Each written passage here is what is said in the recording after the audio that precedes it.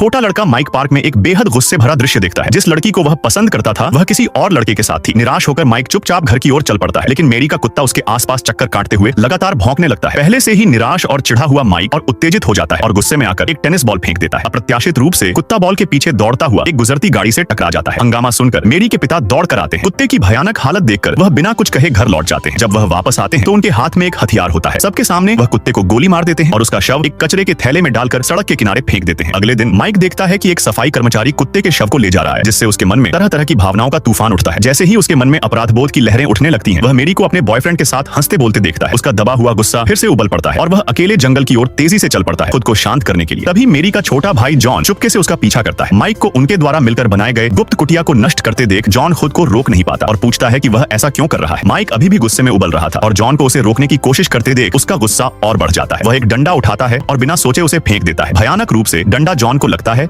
और उसे जमीन पर गिरा देता है। माइक स्तब्ध रह जाता है। वह बार बार जॉन का नाम पुकारता है, लेकिन कोई जवाब नहीं मिलता। उस पल में उसे आखिरकार एहसास होता है कि उसने कुछ भयानक कर दिया है, लेकिन पुलिस या मदद के लिए किसी को बुलाने के बजाय वह शव को घसीटकर एक गहरे गड्ढे में फेंक देता है। शव को फेंकने के बाद माइक घटनास्थल से भाग जाता है। जल्द ही माइक का सबसे बड़ा डर सच हो जाता है। जॉन की माँ अपने बेटे की तलाश में हर जगह ढूंढती है और पड़ोसियों से हताशा में पूछती है कि क्या उन्होंने उसे देखा है। जब बड़े लोग उससे सवाल करते हैं तो माइक झूठ बोलता है, दावा करता है कि उसने जॉन को बिल्कुल नहीं देखा। वह सबके सामने से शांत रहने की कोशिश करते हुए गुजरता है, लेकिन अंदर से वह घबराया हुआ था। पुलिस जल्द ही जांच शुरू करती है और जॉन के लापता होने की खबर टेलीविजन पर प्रसारित होती है। माइक बहुत चिंतित था और उसकी मां मान लेती है कि वह अपने दोस्त के लापता होने से टूट गया है। हालांकि पुलिस पूछताछ के दौरान माइक का बयान दूसरों से थोड़ा अलग था। उसकी कम उम्र के कारण जांचकर्ता इन असंगतियों को घबराहट का परिणाम मानते हैं। पुलिस ने शहर के लगभग हर कोने में तलाशी ली, सिवाय जंगल के। आखिरकार एक सुपरमार्केट कर्मचारी जिसका आपराधिक रिकॉर्ड था मुख्य संदिग्ध बन गया, क्योंकि जॉन के लापता होने की रात उसकी गाड़ी जंगल के पास खड़ी थी। जॉन के लापता होने का दूसरा दिन क्रिसमस की पूर्व संध्या था और शहर के लोग उत्सव मनाने के लिए चर्च में इकट्ठा हुए थे। केवल जॉन के पिता रोहित बैठे नहीं रह सके। वह इस बात को बर्दाश्त नहीं कर पा रहे थे कि हर कोई उनके बेटे के लापता होने के प्रति कितना उदासीन लग रहा था। आखिरकार उनकी भावनाएं उबल पड़ी और उन्होंने चर्च में टूटकर पूरी सभा के सामने अपनी हताशा को चीख कर व्यक्त किया। अगले दिन जनता के भारी दबाव में पुलिस ने जंगल में शहर व्यापी तलाशी का आयोजन किया। इससे माइक को चरम चिंता में डाल दिया, क्योंकि वह दल के पीछे पीछे चल रहा था। डर से कांप रहा था कि कहीं सच्चाई सामने न आ जाए। खोजकर्ताओं ने एक लाइन बनाकर व्यवस्थित रूप से तलाशी शुरू की, धीरे धीरे लेकिन निश्चित रूप से